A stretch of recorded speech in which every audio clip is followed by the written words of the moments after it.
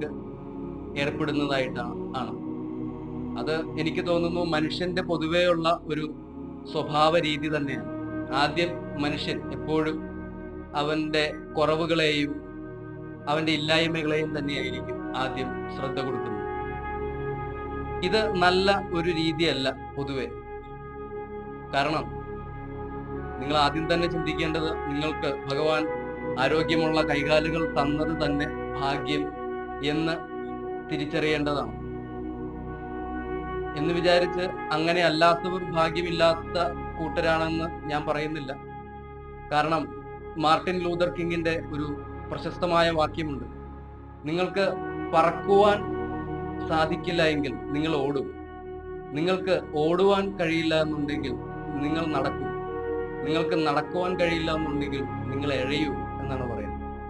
ഇത് സൂചിപ്പിക്കുന്നത് ജീവിതം മുന്നോട്ട് പോകേണ്ട